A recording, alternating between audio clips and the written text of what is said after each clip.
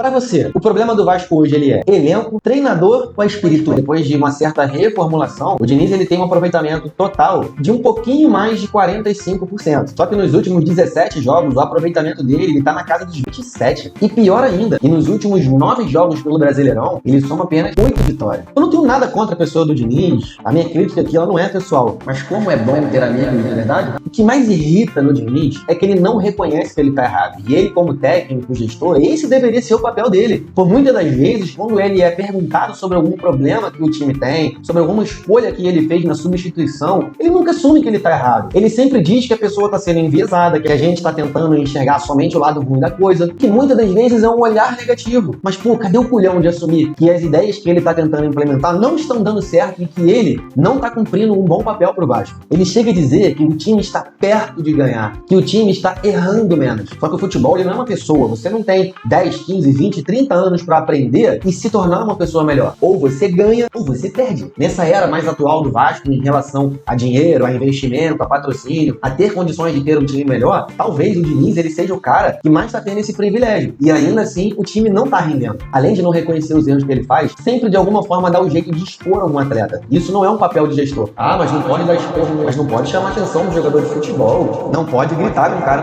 na beira do campo. Não é isso que eu tô dizendo. Tem que apertar, tem que chamar a atenção sim, com certeza. Mas muitas das vezes ele faz isso de uma maneira que expõe o cara ao ridículo. E o atleta, a única forma que ele tem de se defender é jogando. E para ser justo com essa lista, eu vou usar apenas o percentual de aproveitamento que cada técnico teve. E para essa comparação ser justa, o primeiro nome que eu vou trazer é do Rafael Paiva. Ele treinou o Vasco por 35 jogos, chegou a ter um aproveitamento superior a 60%, e aí em algum momento da temporada começou a embolar as coisas e o time começou a render mal. Rafael Paiva, ele assumiu o time profissional do Vasco, depois de ter passado pelas categorias de base, como técnico interino, se firmou, conseguiu fazer um trabalho na época, pra mim, até que bacana. Ele foi mandado embora depois de uma certa pressão, porque o time dele caiu de rendimento. O trabalho dele, de modo geral, é equivalente ao do Diniz, mas a média dele é superior do que a do Diniz, 46,6%. Fábio Carille, esse daí não tem como esquecer. Esse deu origem a uma das cenas mais lamentáveis que eu pude presenciar. O cara saiu correndo dentro de São Januário pra se esconder, com medo de alguma coisa que até hoje eu não consigo entender o que foi. Ele tava com medo de ser agredido, de acontecer alguma coisa com ele.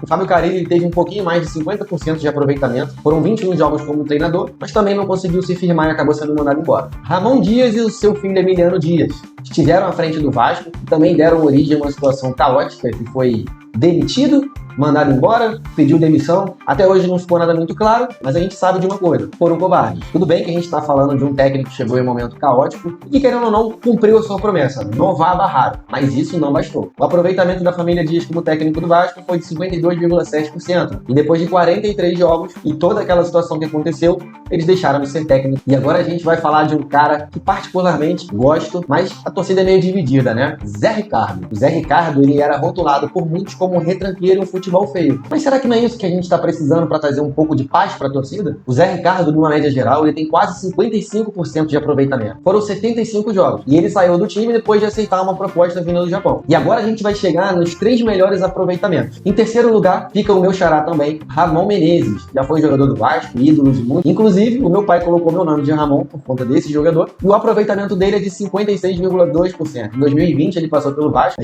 Pelo que eu lembro, né, tinha até aquela brincadeira, estamos ramonizados. Acho que chegou a ser líder do Brasileirão em algum momento, mas também isso aí não durou muito tempo. E depois de só 16 jogos, o cara foi mandado embora. Esse aqui, que tá em segundo lugar, ele é um dos meus favoritos, é um cara que sempre mostrou, pelo menos das passagens que ele teve pelo Vasco, uma extrema consistência e uma capacidade de utilizar as peças que tinha para poder conseguir fazer o time jogar e ter um bom retorno. Eu tô falando do Jorginho, ídolo da torcida vascaína, um dos técnicos mais consistentes que esteve à frente do Vasco, e eu acho que ele não faria um mau trabalho se o Vasco contratasse ele. A média geral do Jorginho é de 57%. E, cara, isso jogando com elencos extremamente limitados, peças que até hoje a gente não consegue entender como que o cara conseguia fazer aquela cambada de perneta jogar. Agora, em primeiríssimo lugar, eu quero ver se você vai lembrar desse cara, que alguns torcedores do Vasco, se você for muito novo, você não vai lembrar, mas se tu tiver a minha idade aí, a partir dos 30, 34, 35 anos, você vai lembrar desse figuraça, que foi o Cristóvão Borges, nosso eterno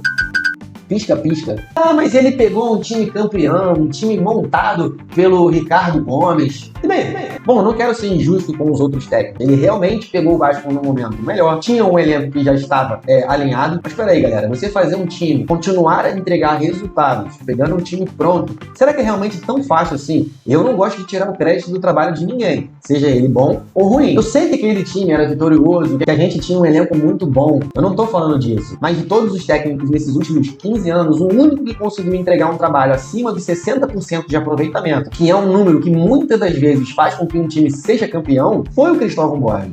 Goste ou não, os números falam. O time do Cristóvão Borges chegou a ter 41 vitórias em 75 jogos. O time do Diniz tem de vitória foi o que o Cristóvão Borges entregou em derrotas. A diferença é de um jogo. Foram 19 derrotas em 75 jogos, enquanto o Fernando Diniz, com 48 jogos, já tem 19 derrotas. O Jorginho soma 105 jogos como técnico do Vasco. Ele teve 26 empates. Ele teve mais empates do que o Fernando Diniz teve como vitórias. Ah, mas ele teve o dobro de jogos do Diniz. Sei que a gente tem que dar tempo para que um projeto seja feito. Por que a paciência com o Diniz é diferente das que houve com os outros técnicos? Eu sei que mandar embora toda hora não resolve, mas infelizmente os números do Diniz, ele mostra outra realidade pra gente. E pra você? O que você acha que o Vasco tem que fazer? Demite? Não demite? Espera todos os jogadores que foram contratados estrearem e realmente ver se o Diniz vai conseguir melhorar esse time? Ou o Vasco tem que já meter o pé no freio e avaliar uma outra opção, um outro nome para dar continuidade ao trabalho? Comenta aí.